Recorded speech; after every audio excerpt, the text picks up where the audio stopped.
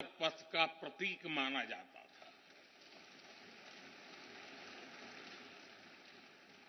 राजा जी और आदीनम के संतों के मार्गदर्शन में यही सेंगोल सत्ता के हस्तांतरण का प्रतीक बना था। तमिलनाडु से विशेष तौर पर आए हुए आदीनम के संत आज सुबह संसद भवन में हमें आशीर्वाद देने उपस्थित हुए थे।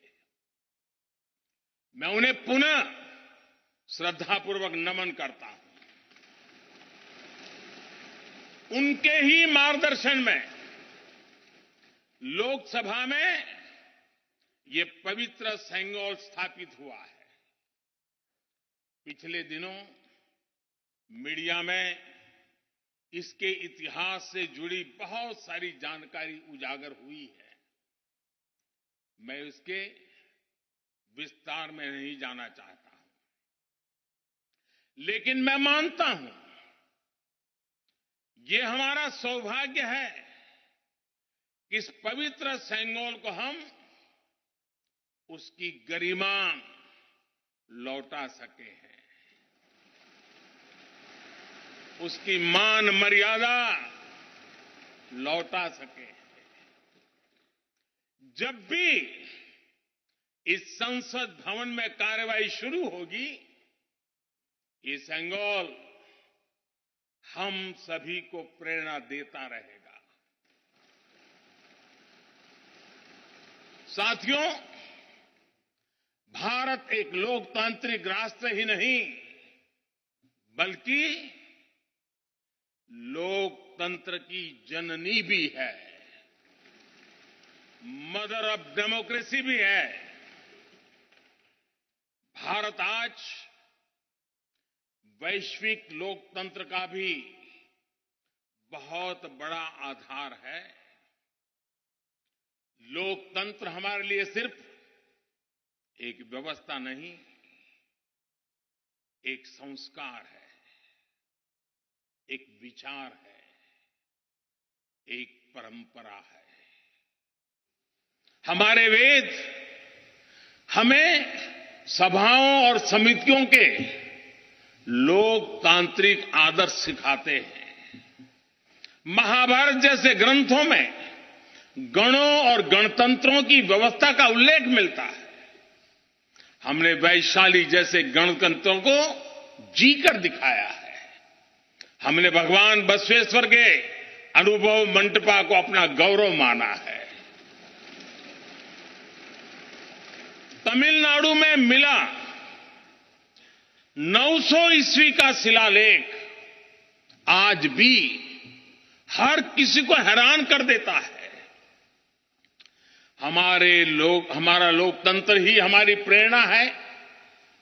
हमारा संविधान ही हमारा संकल्प है। इस प्रेरणा, इस संकल्प की सबसे श्रेष्ठ प्रतिनिधि अगर कोई है तो ये हमारी संसद है। और ये संसद देश की जिस समृद्ध संस्कृति का प्रतिनिधित्व करती है, उसका उद्घोष करती है। शेते निपद्यमानस्य, शेते निपस्य मानस्य चराति चर्त भगः चरैवेति चरैवेति चरैवेति। कहने का तात्पर्य, जो रुक जाता है उसका भाग्य भी रुक जाता है, लेकिन जो चलता रहता है उसी का भाग्य आगे बढ़ता है, बुलंदियों को छूता है। और इसलिए चलते रहो, चलते रहो। गुलामी के बाद हमारे भारत ने बहुत कुछ खोकर अपनी नई यात्रा शुरू की थी।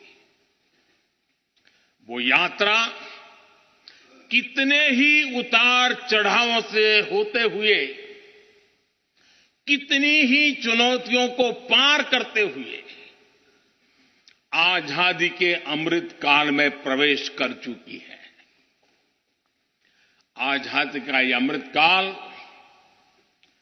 विरासत को सहेजते हुए विकास के नए आयाम गढ़ने का अमृत काल है।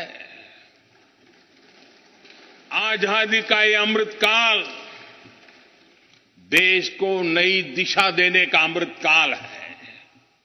आजादी का ये अमृत काल अनंत सपनों को, असंख्य आकांक्षाओं को पूरा करने का अमृत काल है। इस अमृत काल का आह्वान है, इस अमृत काल का आह्वान है मुक्त मातृभूमि को, मुक्त मातृभूमि को नवीन प्राण चाहिए, नवीन पर्व के लिए नवीन प्राण चाहिए।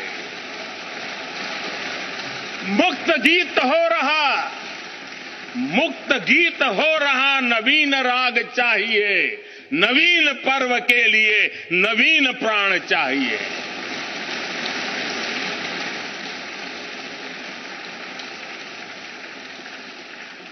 और इसलिए भारत के भविष्य को उज्जवल बनाने वाली इस कार्यस्थली को भी उतना ही नवीन होना चाहिए, आधुनिक होना चाहिए। साथियों, एक समय था जब भारत दुनिया के सबसे समृद्ध और वैभवशाली राष्ट्रों में गिना जाता था। भारत के नगरों से लेकर महलों तक, भारत के मंदिरों से लेकर मूर्तियों तक, भारत का वास्तु भारत की विशेषज्ञता का उद्घोष करता था। सिंधु सभ्यता के नगर नियोजन से लेकर मौर्यकालीन स्तंभों और स्तूपों तक, चोल शासकों के बनाए भव्य मंदिरों से लेकर जलाशयों और बड़े बांधों तक, भारत का कौशल विश्व भर से आने वाले यात्रियों को हैरान कर देता था। लेकिन सैकड़ों साल की गुलामी ने हमसे हमारा ये गौरव छीन लिया। एक ऐसा भी समय आ गया जब हम दूसरे देशों में हुए निर्माण को देखकर मुग्ध होने लग गए। 21वीं सदी का नया भारत, बुलंद हौसले से भरा हुआ भारत, अब गुलामी की उस सोच को पीछे छोड़ रहा है। आज भारत प्राचीन कला की उस गौरवशाली धारा को एक बार फिर अपनी तरफ मोड़ रहा है। और संसद की ये नई इमारत इस प्रयास का जीवंत प्रतीक बनी है। आज नए संसद भवन को देखकर हर भारतीय गौरव से भरा हुआ है। इस भवन में विरासत भी है, वास्तु भी है, इसमें कला भी है, कौशल भी है, इसमें संस्कृति भी है और संविधान के स्वर भी है। आप देख रहे हैं कि लोकसभा का आंतरिक हिस्सा,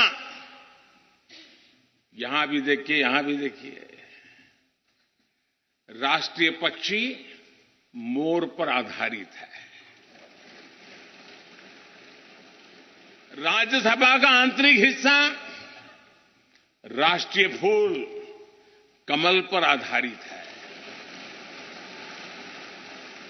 और संसद के प्रांगण में हमारा राष्ट्रीय वृक्ष बरगद भी है। हमारे देश के अलग अलग हिस्सों की जो विविधता है, इस नए भवन ने उन सबको समाहित किया है। इसमें राजस्थान से लाए गए ग्रेनाइट और बलुआ पत्थर लगाए गए हैं। ये जो लकड़ी का काम आप देख रहे हैं ना, वो महाराष्ट्र से आई है। यूपी में भदोही के कारीगरों ने इसके लिए अपने हाथ से कालीनों को बुना है। एक तरह से इस भवन के कण कण में हमें एक भारत श्रेष्ठ भारत की भावना के दर्शन